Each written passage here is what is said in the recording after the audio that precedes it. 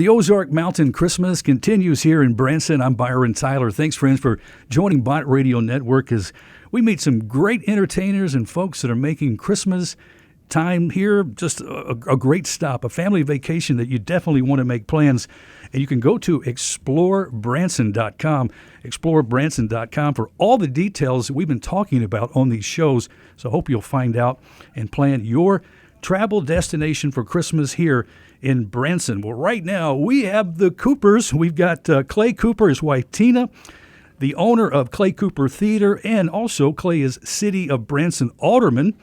So I'm wondering, Clay, should we turn the direction of the show to talk about lower taxes and better roads? I'm for both of them. What's your next issue? My next issue is half-price shows for 50 plus. Yeah, I can't make that happen. But thanks for asking. We appreciate your support in April.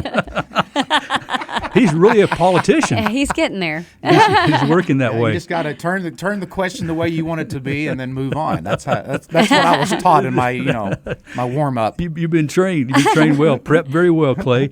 And Tina, it's really a pleasure to have you in the studio because each time Clay comes in, I think you're going to join him. And yes. I know you've got a lot of responsibilities with the performances and family life, running everything for the Cooper home. So thanks for joining us. Well, thank you. Thank you for having me. Are you still a Cowboy fan? Just wondered. Oh, am I a Cowboys fan? Now more than ever, I believe. Let me just say real quick, I don't know how much time we have, but when the Cowboys opened up, right, because I was born and raised 30 miles out of Dallas, and I used to go to all the practices and watch Staubach and Dorsett and Drew Pearson. I watched these guys in practices, so I've been a fan my whole life. I've been disappointed for about 3 decades now, but I've still hung in there, and I've hung in there.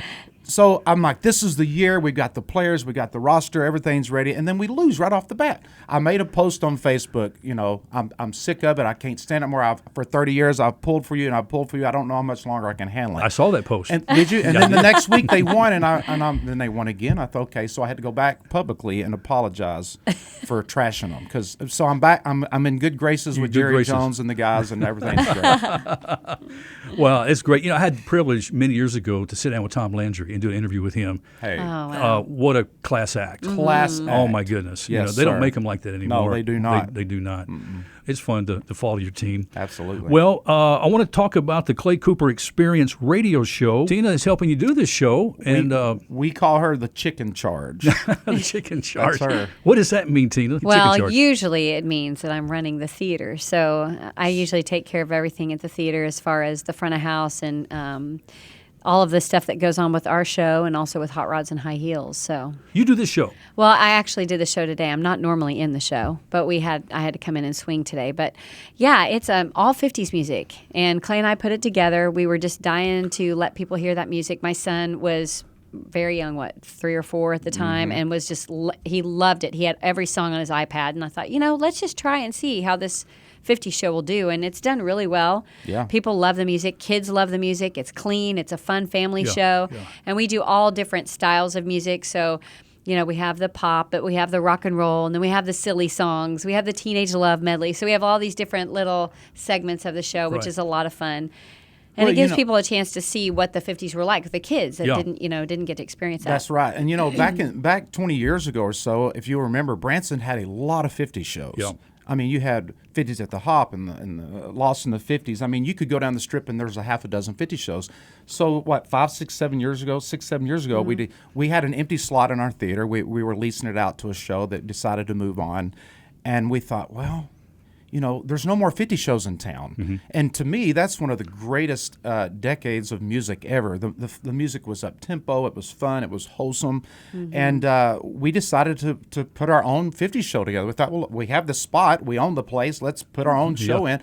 We auditioned, hired a cast, and put the show together, and it's been very successful. And it's just a fun, upbeat 50s rock and roll. Like she said, it's not just the rock and roll, it's the different styles of music that was popular during the 50s as well. Yeah, exactly. Mm-hmm. Yeah, well, I'm excited to see that show. Yeah. And I know it's going to be, it's a great show. I've been hearing all about it. Mm-hmm. Now, the radio experience, this is actually a radio show that you Pastor Tad was your most recent guest. Yeah, it's the Clay Cooper Experience. We've been on almost 2 years now. We're on KRZK here locally, and we're also syndicated down in Harrison, Arkansas on a 100,000 watt station down there. And I was approached right when I was running for my seat in office that I hold now. They reached out and said, "Hey, we'd love to have you do Saturday mornings, put a radio show together and this and that." I'm like, "Well, I'm running a campaign. We're running a theater. We're doing a show. We're raising kids. We're going to football, basketball games. Let me get through the campaign season, and we'll talk about it." So after I got elected, I reached back out, and we started doing the radio show at 7 to 10 a.m., the Clay Cooper Experience, my wife and I.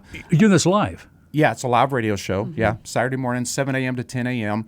And we have a fun. It's faith, family, flag. We do Pastor Ted, our preacher at our family church, Woodland Hills Family Church, does a segment. He hasn't missed a Saturday in 2 years. He calls in.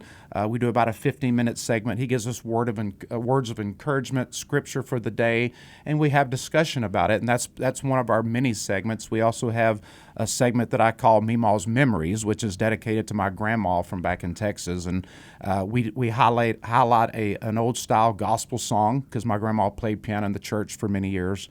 And then we have a back-to-back Bocephus segment where we play 2 Hank Jr. songs because I love Hank Jr. We have a segment called Tina's Tune where Tina brings out her style of music, which is not really country. So, I may do like 2 hours. We do the Tina's Tune in the third hour. And, so I've just played Merle Haggard, George Jones, Johnny Cash. Tina, what's your song of the day? This is by Barry Manilow.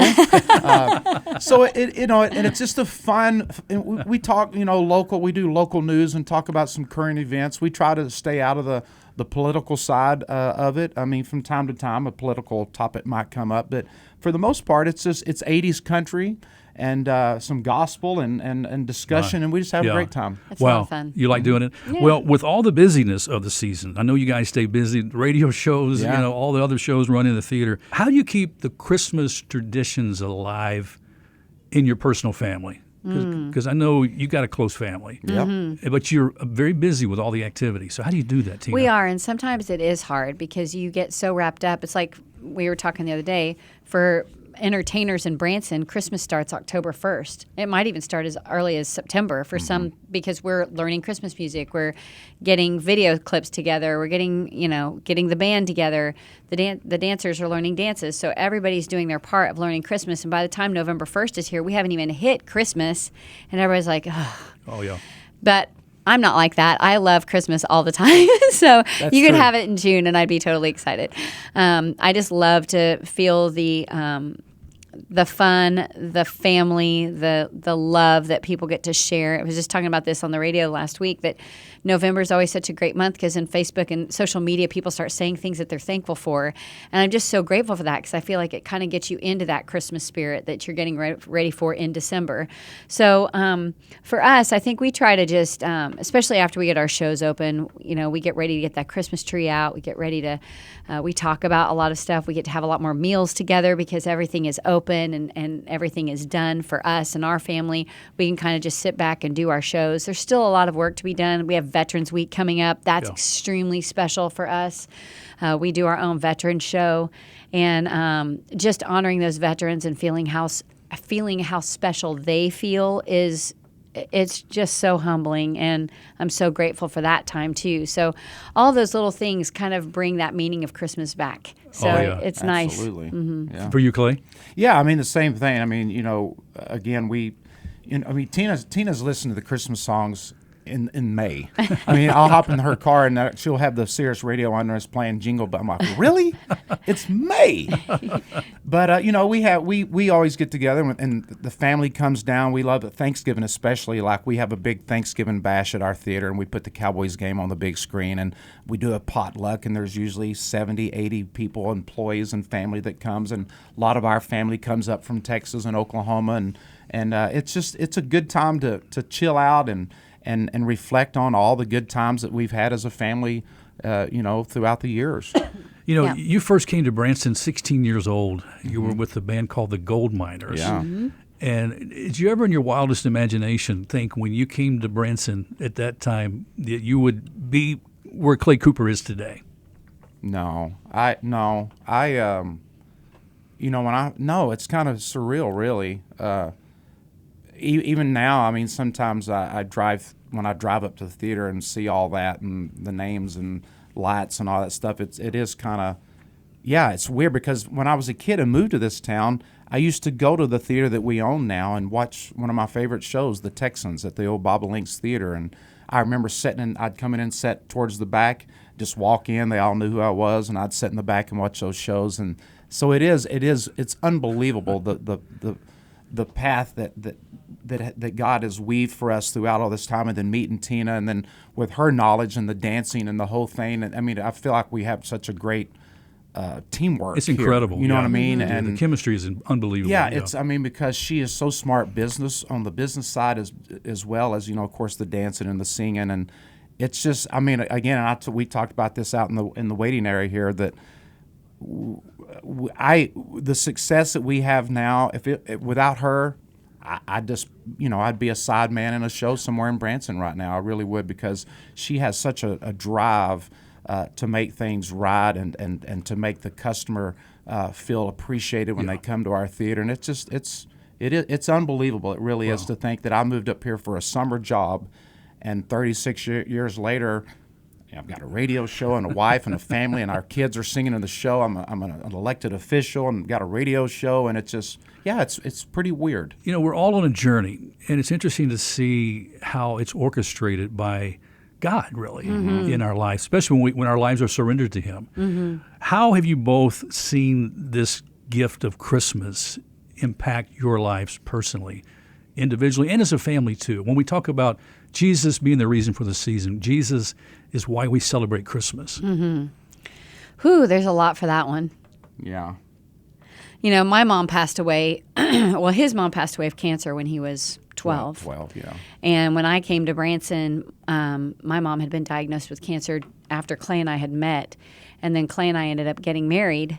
And I truly feel like God has led this whole relationship, everything that has happened, because if I hadn't had Clay at that time, I mean, my mom and I were like peanut butter and jelly. I mean, we were just so close. I mean, everything that we did, and she called me every single morning to find out what was on my list of to-dos, for the day, or where I was dancing, or what was going on. And that last few months that she was here and able to actually come up to Branson, she would sit on the back row at Country Tonight with two ushers, constantly giving her anything she asked for, and she would just have the time of her life. And she would stay here for like 2 weeks, so my dad could go work. And but all of that was just led by God. And I feel like Clay and I have tried very hard to keep Jesus as the center of our theater, and to glorify Him through everything that we're doing, and to just be so constantly praising Him for the work that He's doing in our theater. There's just been so many things that have happened over the years with the tornado, and just so many different things Branson has been able to. A lot of obstacles. Yeah, a lot of obstacles that we feel like we have been able to overcome. Yeah, because of God. And of course, when we meet, her mom was fine and stuff, and then. A few years into it, I'm like, I think God put us together because I'd already been through that with my mom, to put me here with her to help comfort her, because I've been through it all. And I mean, for me, it was like, why I'm going to live through this again, But, speaking of, my mom passed away when I was 12.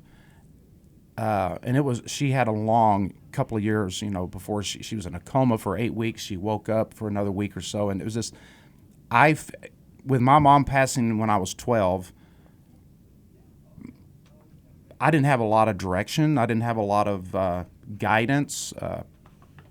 That motherly influence is so powerful. Well, I did, it was being my sister pretty much, right. And I ran and went and did what I wanted and went to high school, parties that older kids were going to, and did all this and that because I could do what I had no rules. I just kind of did what I wanted, and I feel like that God gave me the gift of singing and entertaining and being a people person. That I believe that saved my life. I mean, because if it weren't for music and me by chance getting an audition with the Gold Miners in '86 to come to town, there's no telling where I'd be or what I'd be doing now. If it weren't for music, it gave me a purpose and a path. Yeah. And then it all, like you say, it all ties together. Who would have known years later I meet her and we have kids, we own a building, our kids are singing, and the whole thing. It's just, there's one little move you can make somewhere in your life, and if you turn left instead of right, that's a game changer for the rest of your life till you go, till you go back to meet Jesus. I mean, so you don't realize, that's the cool part, I think, is you don't realize that you took that turn, and 35 years ago, if you wouldn't have went this way instead of that way, none of this would have happened. You know what I mean? I don't. Do you ever think about stuff totally like know that? what you mean. It's unbelievable. Yeah, and my radio career has been a span of over 40 years. And looking back as a 14-year-old, same single-parent home, same kind of thing. And then when I understood what this gift of salvation, what Christ was bringing, I was actually able to do what I was designed to do, which is ultimately to glorify God, right? For your case, it's on stage at the Clay Cooper Theater. In my case, it's here on this radio show. Yeah. So, and it could be a plumber, it could be whoever's listening, a bus driver, wherever you are. But the life change happens through that thing that God does through a relationship with Christ. That's what's so beautiful. Yeah. You know? I love to look back and think about those little steps or moments that you take and realize how, okay, that's why that happened. Oh, my You know what I goodness. mean? Yeah. Okay, so what's your favorite Ozark Mountain Christmas tradition?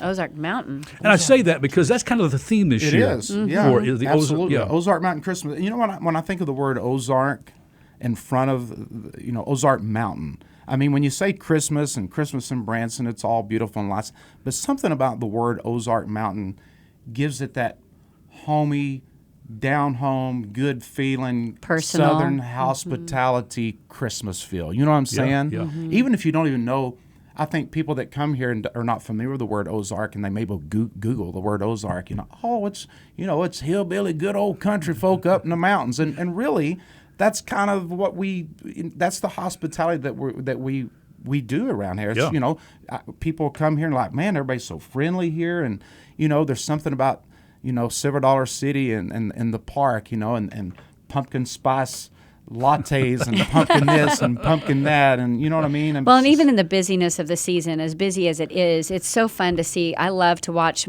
like my staff because they'll constantly just kind of take time out to sit and visit with people. You'll see them sitting on a bench just chatting with some of the people that are coming to watch some of the shows in town, or you'll see over the concession stand, not only is this person getting coffee, but they're also talking about all the shows that they've seen, or what should they see, or what shall I do while they're here. It's just nice to see that in such a hustle and bustle of Christmas that we can actually be relaxed and just enjoy the time together, communicating and fellowshipping with each other. It's also interesting because people are from all over the place. We've got people from California, New York, New Jersey. We've got people from Texas. From all over, and it's so fun to sit and just visit with them and hear what they're doing, or what they're enjoying, or what their Christmas is going to be like. Yeah. So you guys are actually doing a show at 10 o'clock in the morning?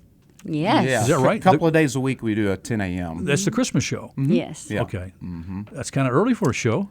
That's We kind of provide a time for it's kind of fun with Clay's show right now because we have two mornings at 10 a.m. on Tuesdays and Thursdays, and then on Fridays we have a 2 p.m. So we have a matinee, and then on Wednesdays and Sundays we have a 7:30. So anybody can come and see the show. We've had people that say, I don't like to stay out late, or I can't drive after 6 o'clock because it gets too dark, and so they can come to the morning show. So it's been kind of neat, and a lot of our bus groups that don't get a chance, if they want to go see Sight and Sound at night, or if they want to go see the Bald Knobbers at night, then they could come see us in the morning and still have that opportunity. So if you want to know more about your show, you can go to claycoopertheater.com, and that's TRE when you spell it at the end. Some people reverse those. I don't know, but that's okay. To me, I just thought it sounded fancier. I think it sounds fancy. It's more eloquent. Yeah, I like that.